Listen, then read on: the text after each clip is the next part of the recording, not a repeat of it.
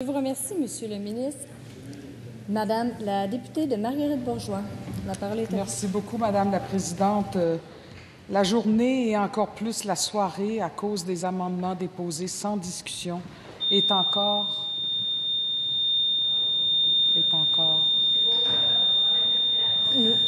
Nous allons suspendre quelques secondes.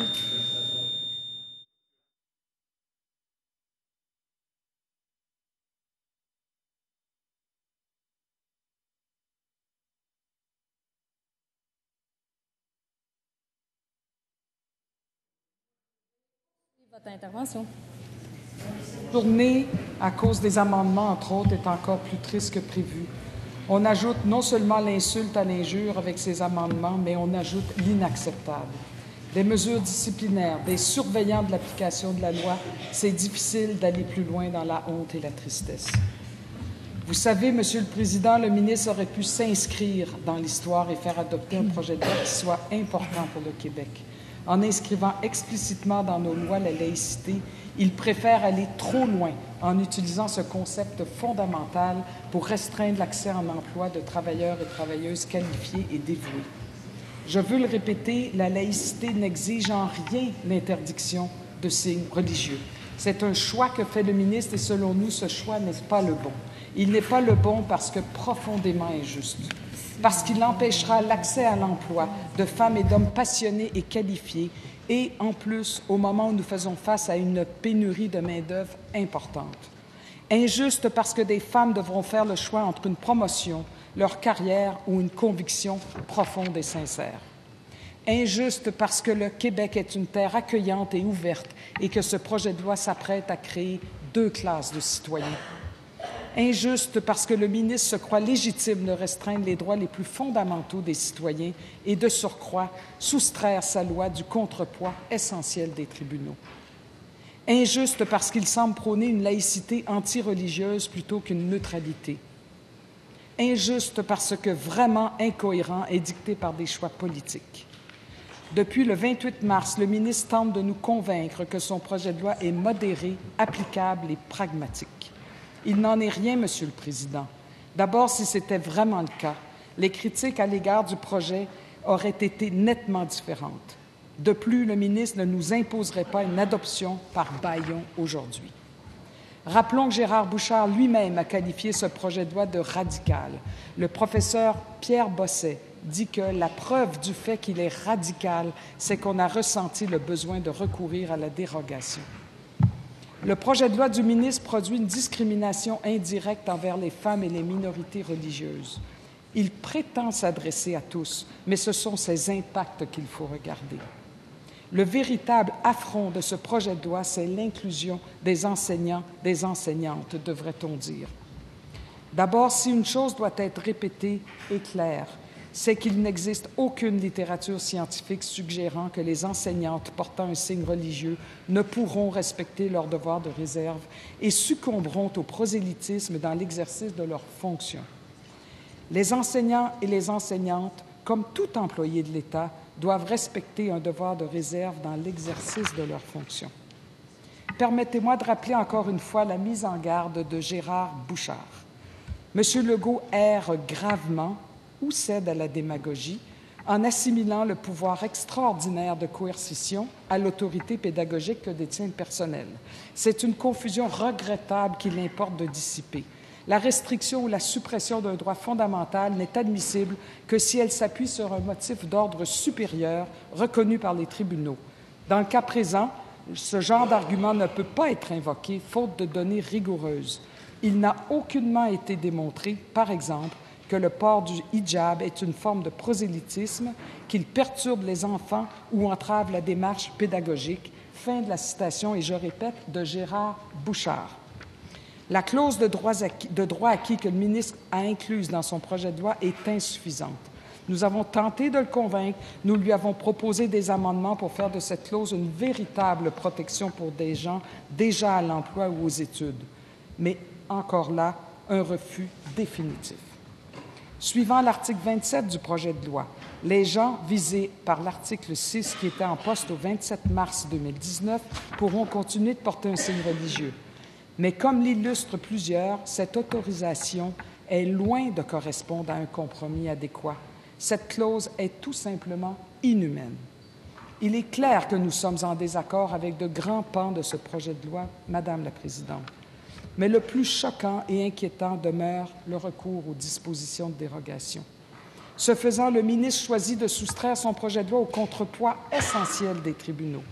Le gouvernement aime dire que son projet de loi est démocratique, car appuyé de la majorité. Mais la démocratie, comme nous la connaissons, et ce n'est pas que le pouvoir de la majorité, c'est aussi la protection des minorités et le droit fondamental de s'adresser aux tribunaux. Dans son mémoire présenté à la Commission, le professeur de droit, Maître Pierre Bosset, faisait remarquer que le projet de loi ne faisait pas que déroger au droit à la liberté religieuse, mais également à l'entièreté des droits et libertés protégés par la Charte québécoise. Comme il le souligne bien, la liste des droits et libertés touchés par ces dérogations donne le vertige. On ne le répétera jamais assez.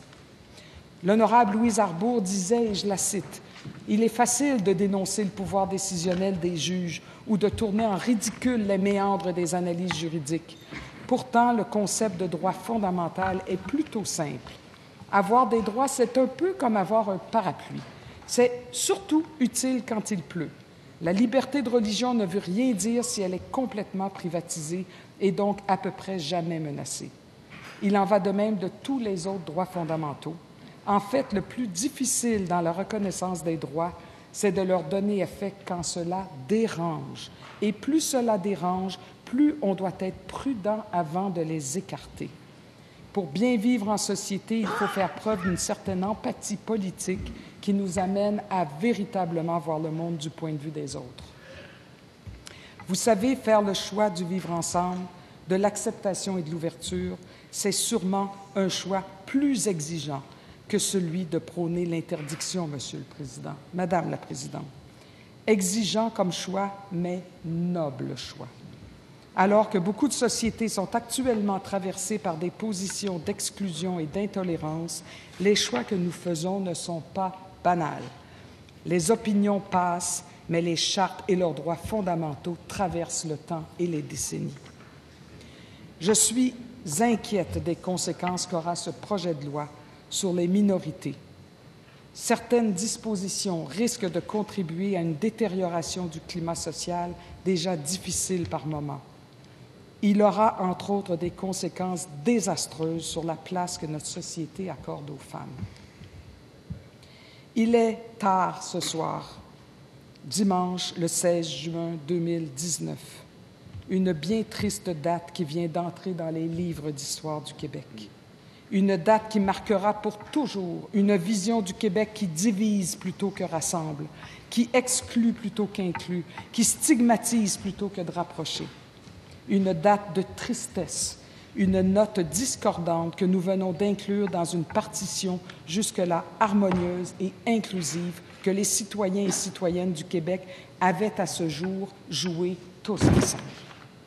Nous venons de créer une fausse note emprisonnée dans une loi et, qui plus est, assortie de dispositions de dérogation aux chartes québécoises et canadiennes des droits et libertés, sous le coup d'une procédure parlementaire exceptionnelle, communément appelée un bâillon. Hier, c'était l'immigration. Aujourd'hui, ce sont les signes religieux. Une soirée bien triste, Madame la Présidente. Une bien triste soirée qui s'achève dans le noir. La noirceur qui fait peur, qui nous désoriente, qui provoque de mauvais rêves. Plusieurs vont se réveiller demain en ne se sentant plus les mêmes Québécois qu'hier. Ceux et celles dont les droits étaient jusqu'ici respectés, ceux-là même pour lesquels l'Assemblée nationale s'était mobilisée en 1975 pour les protéger. Ces droits qui ont permis de si belles avancées pour notre nation, celle de donner les mêmes droits et libertés, sans distinction, exclusion ou préférence fondée sur la race, la couleur, le sexe, l'état civil, la religion, les convictions politiques, la langue, l'origine ethnique ou nationale, la condition sociale. Puis, plus tard, viendra l'orientation sexuelle, la grossesse, l'identité ou l'expression de genre, le handicap, et j'en passe. Le 27 juin 1975 fut une journée magnifique à marquer dans les annales de l'histoire du Québec. Un jour où, à l'unanimité, les parlementaires ont clairement fait le choix, pour le Québec, d'être inclusifs, de donner les droits égaux à toutes les races, les couleurs de peau, les différentes expressions de convictions religieuses et encore plus. Ce jour où le Québec, ses citoyens et citoyennes ont dit oui à un vivre ensemble d'inclusion, de tolérance et de respect.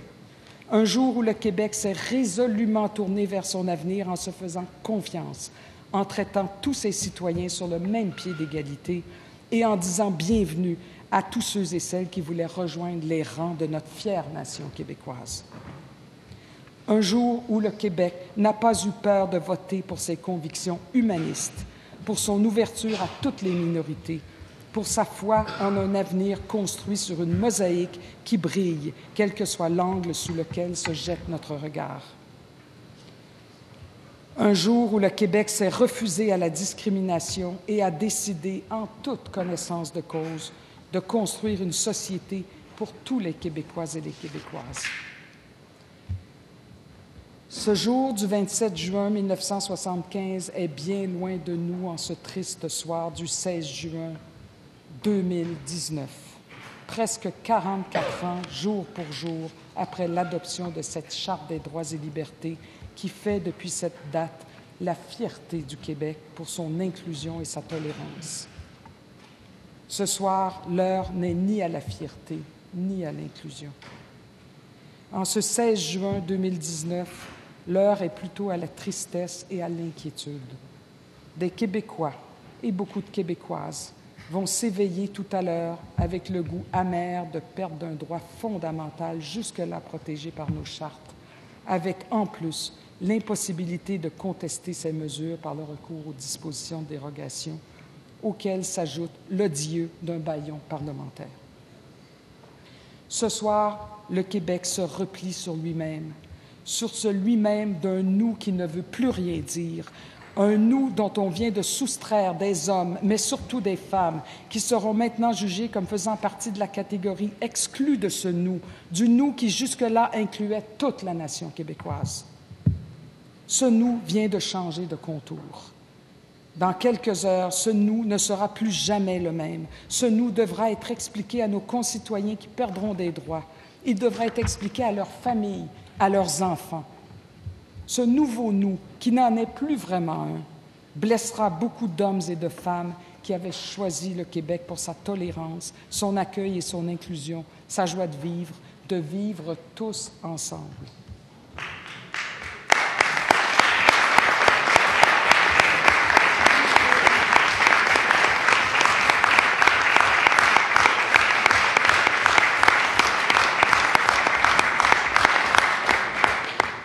Le gouvernement a fait un choix qui déclare officiellement à certains Québécois qu'ils ne sont plus protégés par la Charte qui a fait la fierté du Québec jusqu'à ce jour et qu'ils n'auront même pas le droit de recourir au pilier fondamental de notre société, de toute société démocratique, devrais-je dire, qu'est le recours aux tribunaux. Aucune possibilité de se défendre, leurs paroles et leurs recours sont bâillonnés. Plusieurs groupes, organisations, juristes, chroniqueurs, citoyens et institutions ont tenté de venir à leur secours. Ils ont écrit des mémoires. Quelques-uns ont eu le privilège d'être aussi entendus en commission parlementaire. Plusieurs ont pris la parole publiquement, ont écrit dans les journaux ou sur les réseaux sociaux. Mais rien de cela n'a fait fléchir le ministre. L'adoption plus que précipitée de ce projet de loi sert un agenda politique, que cela soit clair. Le recours au bâillon également. C'est ce que les Québécois veulent est une phrase employée jusqu'à ce jour comme rempart à toute critique. Non, ce ne sont pas ce que tous les Québécois et Québécoises veulent. Et le prétendre, l'utiliser pour justifier des prises de décision arbitraires est absolument inacceptable. Il est plus qu'évident qu'aucun consensus social n'a été dégagé autour de ce projet de loi. Par ailleurs, lors des consultations particulières, de nombreux groupes et personnes sont venus manifester, sur fond d'arguments solides, leur profond désaccord. Donc, je le répète, Ce n'est pas ce que les Québécois veulent. La rapidité et la facilité avec lesquelles leurs plaidoyers ont été écartés du débat démontrent parfaitement que nous nous sommes toutes et tous retrouvés à prendre part à un exercice démocratique bien décevant. Le ministre s'est plu à dire tout au long de nos travaux que cela faisait 10 ans que nous discutions de cette question de laïcité. 10 ans, comme si c'était une éternité. Qu'est-ce que 10 ans pour écrire un morceau de l'histoire d'un peuple?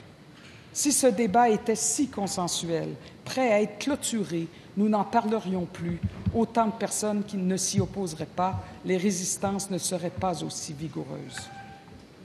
Rappelons aux ministres et à la population qu'on ne parle pas de 10 ans ici. Dans la forme actuelle du projet de loi, on parle de quelques mois, car jamais il n'a été question de contrevenir outrageusement aux chartes des droits et libertés. Comment, au regard de notre histoire, le ministre peut-il dire que 10 ans, ou plutôt quelques mois dans ce cas-ci, sont une éternité? C'est de droits humains fondamentaux dont on parle dans cette Chambre. Nous sommes 125 personnes très privilégiées ici, entre ces murs, mais nous ne sommes pas là pour servir nos intérêts, nos agendas politiques respectifs. Nous sommes là pour le bien commun et devons faire preuve d'abnégation. Jamais nous ne devrions nous rendre coupables de division ou de fracture au sein de la société que nous servons. Au contraire, nous devrions nous assurer en tout premier lieu, afin de servir le bien commun et la volonté générale, de contribuer activement au maintien d'un climat social serein, paisible et accueillant.